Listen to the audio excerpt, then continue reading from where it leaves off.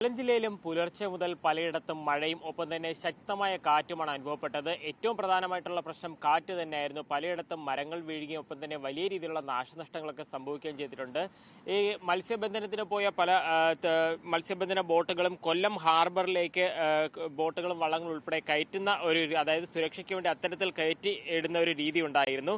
ഈ കൊല്ലത്ത് നോക്കുകയാണെന്നുണ്ടെങ്കിൽ രണ്ട് ഇടത്താണ് അപകടങ്ങളായി സംഭവിച്ചിരിക്കുന്നത്. അതായത് വള്ളം മറിഞ്ഞ് ഒരാളിപ്പോൾ കാണാതായിട്ടുണ്ട്. കൊല്ലം മുണ്ടയ്ക്കൽ പാപനാശത്തിന് സമീപമാണ് ഇത്തരത്തിൽ വള്ളം മറിഞ്ഞൊരു അപകടം ഉണ്ടായിരിക്കുന്നത്. തിരുവനന്തപുരം അഞ്ചുതെങ്ങ് മാമ്പള്ളി സ്വദേശിയായിട്ടുള്ള ഫെൽക്കിസിനെയാണ് കാണാതായിട്ടുള്ളത്. ഒപ്പമുണ്ടായിരുന്ന ബെർണാഡ് നീന്തി രക്ഷപ്പെട്ടിട്ടുണ്ട്. ഇപ്പോൾ കാണാതായ ആളിനെ കണ്ടെത്താനുള്ള ഒരു പരിശോധനയും ആരംഭിച്ചിട്ടുണ്ട്. മാത്രമല്ല പരവൂരിലും ഈ ശക്തമായ കാറ്റിൽ പരമ്പരാഗത വള്ളം മറിഞ്ഞിട്ടുണ്ട്. 4 മുതാക്കര സ്വദേശികൾ അതായത് ആ വള്ളത്തിലുണ്ടായിരുന്ന 4 പേർ നീന്തി രക്ഷപ്പെടുകയും ചെയ്തിട്ടുണ്ട്.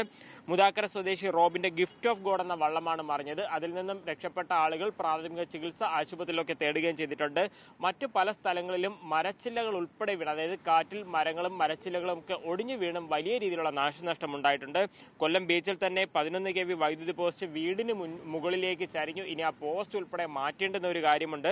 ഗാന്ധി പാർക്കിന്റെ ചുറ്റുമതിൽ ഇടിഞ്ഞു വീണ് കൊല്ലം ആശ്രാമത്തും പലയിടത്തും മരങ്ങൾ ഒടിഞ്ഞു വീഴുക. അപ്പോൾ തന്നെ ഒരു വീടിന്റെ കാറിന് മുകളിലേക്കൊക്കെ മരം കടപുഴകി വീഴുന്നുണ്ടായിരുന്നു. തെക്കൻ മേഖലയിൽ ഉൾപ്പെടെ ഈ ശക്തമായ കാറ്റിൽ പലയിടത്തും മരങ്ങൾ വീണ് വൈദ്യുതി പോസ്റ്റുകൾ ഉൾപ്പെടെ തകർന്നിട്ടുണ്ട്. KSEBക്കും വലിയ രീതിയിലുള്ള നാശനഷ്ടം ഉണ്ടായിട്ടുണ്ട്. ഒപ്പം തന്നെ കൃഷിനാശവും സംഭവിച്ചിട്ടുണ്ട്.